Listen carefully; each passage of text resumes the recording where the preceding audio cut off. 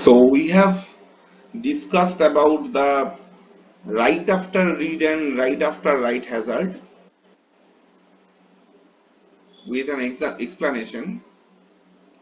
Now the hazard that the different category of hazard that we have went through, that we have seen, as an engineer, as an architect, it is our duty, it should be our duty to somehow minimize the clock cycles that is wasted because of these hazards, right? If we are able to remove these clocks, if you are able to, minimize the clock cycles that are wasting because of the stalling and the bubble, then naturally the time, the efficiency of the machine will be increased. Computer will become faster. So, as a computer engineer, our goal will be to make the computer system faster by removing this data hazard. So now question will come that how we can remove or to some extent decrease the number of hardware complexity or other complexities in case of data hazard. So we will start with the solution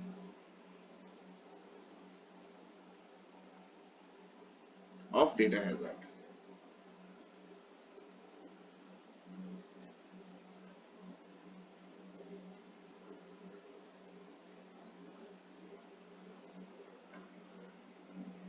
Now this solution can be from two different sides.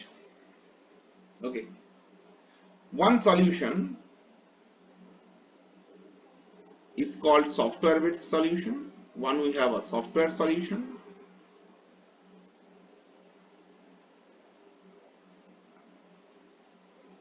and one we have a hardware solution.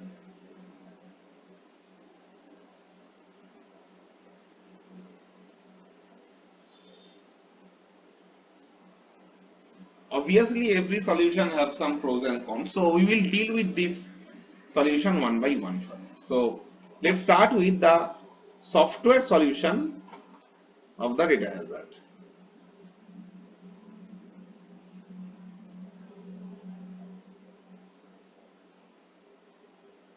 You see, let's try to identify why in some cases software solution is better. So as already you have seen, if we have a two instruction, take a very simple two instruction, for example a equal to b plus c, and then x equal to y plus a, and we have seen that we have a dependency on this a, right, where a is updated in the first instruction and a is used in the second instruction. This is my I1 and this is my I2. So it will lead to some data hazard, and which is read after write hazard. Now what will be the corresponding reservation table we have seen? We have seen that fetch, decode, execute, write back, 4 stages are there, where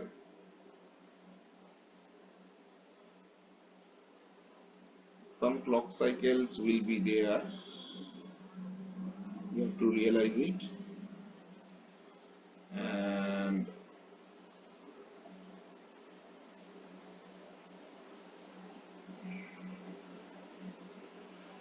then suppose timing 1, 2, 3, 4, 5, 6, 7, dot dot dot. So obviously fetch 1 will start, then decode 1, then execute 1, and then write back 1.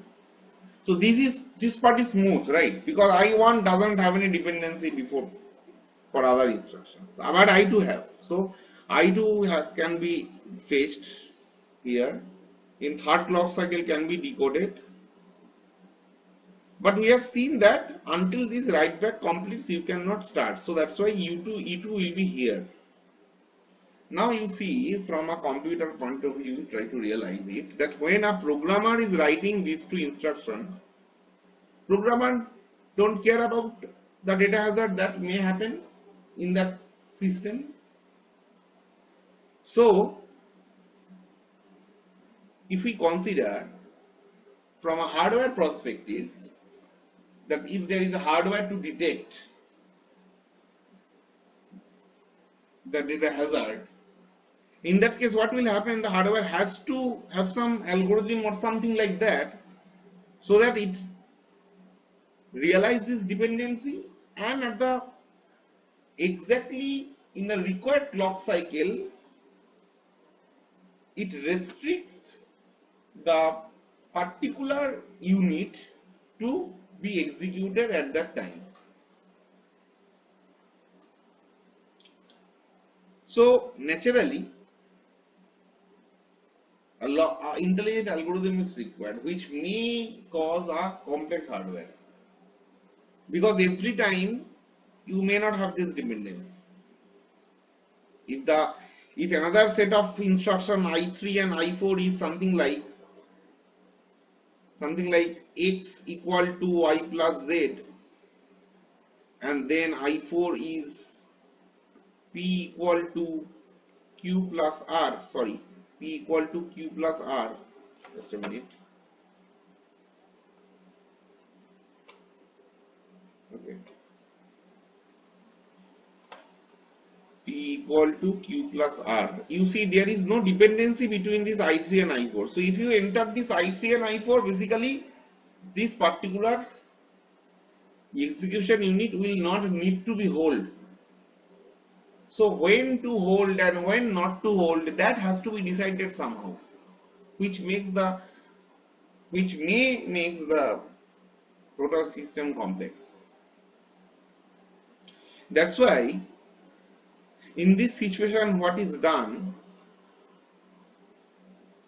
the program is little bit modified. For example, if we take the same example we have seen in the last uh, case for the data hazard, let's write the same instruction. So the instruction that you have written, suppose you are a programmer and you have written some program, and based on that the I1 two instruction has been generated. I1 means add B, sorry, add B, and I2 means add C. So these are the two instructions that was generated. But a computer somehow has to detect this one.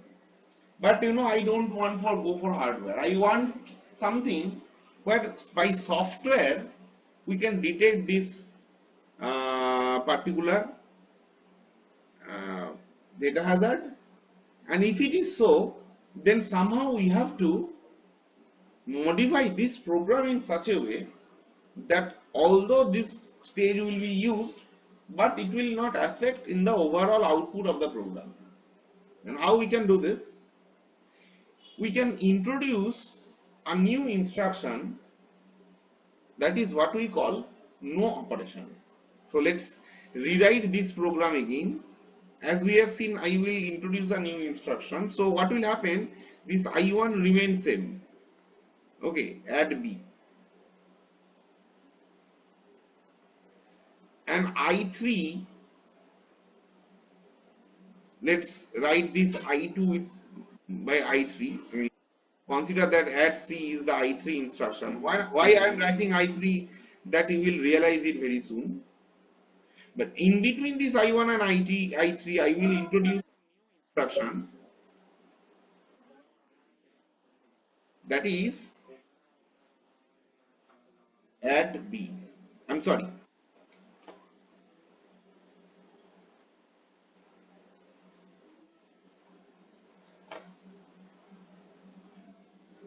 Uh, NOP.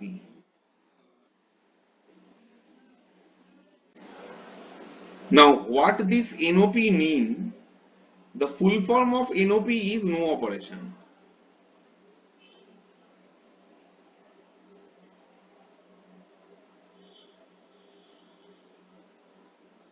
Okay. Now, what no operation means? No operation really means no operation. Because if you are able to remember the 8085 structure at least, for example, let's go this. So this was the 8085 structure, right? And we know that here the instructions are stored. Now, if you are able to remember how the instructions are executed, what we have seen, that instructions are fetched in the instruction register, then instruction decoder, then depends on the output of the decoder, control unit decide that what are the different other component has to be initialized, has to be activated or deactivated in which order, so that that particular instruction can be executed, right? Now, in case of NOP, if I consider I have an instruction NOP over here, then what will happen? This NOP will come in instruction register. Then it will go to the instruction decoder, and this instruction decoder will realize that this is an instruction just to just to waste the clock cycle and do nothing over there. So what will happen? Depends on that, it will generate something, some signal on the control unit, and control unit will realize there's no job to do, so nothing to activate and nothing to deactivate, at least for that instruction. But as a result, what will happen? That the time that was basically needs to hold, if there was a dependency, that time will be wasted. So basically what you are doing, basically the time that I require to get this get the output of this instruction 1 to be used for instruction 2 in the original case, the gap is actually filled up by this NOP instruction. Okay. So as a result, what will happen? Now for this situation, if I draw the reservation table again, let's see what will happen. So we have again fetch, decode, execute and write back.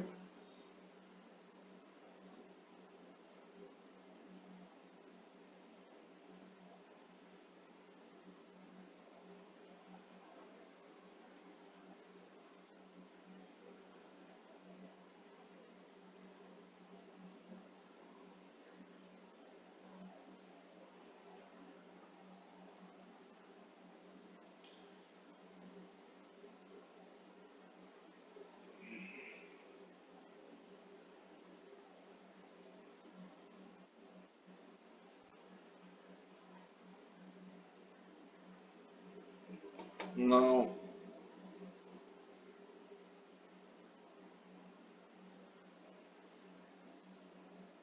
let's write the clock cycles and other things.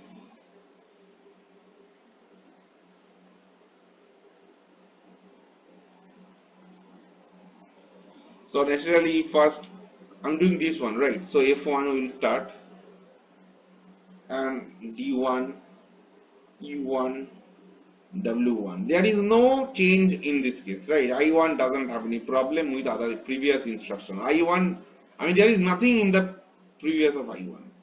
But when D1 started, then naturally F2 can start, right? When E1 started, then naturally D2 can start and F3 can start. That means the actual instruction that I require to execute after ADB in the original case, right? Anyway, so now see, after write back, when the write back operation of the first instruction is running, that means the accumulator is not updated. But since that updation of the accumulator is know-how related with the NOP instruction, that means you can say the execution of the instruction 2 is running, because there is no conflict between the instruction 2 and instruction 1, right? Because accumulator is not going to be used for this instruction execution. and naturally this decoding of instruction 3 can start, and after a 4 clock cycle write back complete, so execution will come for the write back stage for the second instruction, and then the execution of the instruction 3 will start, and then naturally W3 will start it. So if you compare these two reservation table with respect to timing, you will see that basically the time, the clock cycle when I'm getting the result of this add C, that is whether it is I2 or I3 doesn't matter, the result of add C, obviously after E2 here W2 will happen, right? So W2, after completion of W2 the result will come, and this W2, completion of W2 stands for this result of IC, result of C, and here completion of W3 is dealt with result of C, I mean result of this add C, and their clock cycles are same. This is also 6 clock cycle, this is also 6 clock cycle. So basically you are getting the output from both pipelining at the same time for the same instruction at C, right? There is no change, but the difference that we will get, the benefit that we will get over here is that the bubble that may be required, that means there must have some intelligent hardware to store which will detect this one and somehow restrict the stage to use the next instruction. That is not become the overhead for this case, for the second case, because here we have seen that we have actually removed the dependency by keeping a NOP instruction in between these two, and this NOP instruction is a valid instruction in 8085 processor. It's not only 8085, in other processors also. So when you are, as a programmer, you are writing a program, and when that program is executed by a computer, it does not mean that every line is actually executed just as the same way you have written. Maybe to some extent your program is modified by someone, by some software, and then that is executed by the computer so that no clash or no hazard happen. Now, which software is responsible for this? You see, everything is actually done by what we know compiler. So basically the software solution actually we are talking about, the software is actually the compiler. So obviously if we use software solution, I'm compromising, I'm not compromising, I'm actually avoiding the overhead of hardware, right? So what I require for this software solution? Require a strong software. That means require a strong compiler. So that means what we generally know, that compiler only convert your high level language to low level language. That is not the only job of the compiler. The very first job of the compiler is to realize that whether your program is syntactically correct or not, with the help of some automata theory present within the compiler in some form. If it is syntactically correct, then there is many other jobs in different other stages of the compilation, and one of them is this, for the very strong compilers, at least I am saying. Okay, so this is a software solution for a data hazard.